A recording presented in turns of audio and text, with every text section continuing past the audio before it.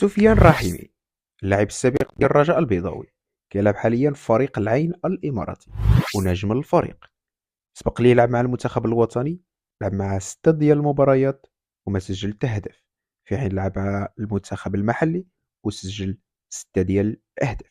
مع الفريق ديالو الحالي اللي هو فريق العين الإماراتي منذ سنة 2021 لحدود الساعة لعب 86 مباراة وسجل 33 هدف. مسيرة حافلة بالأهداف. مراد بطل اللي كيلعب في الدوري السعودي بالضبط مع فريق الفتح، في عمره 33 سنة.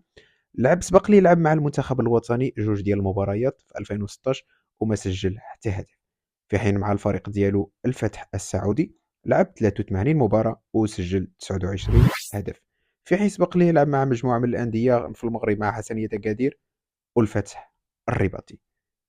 الاسم الرابع هو ماي.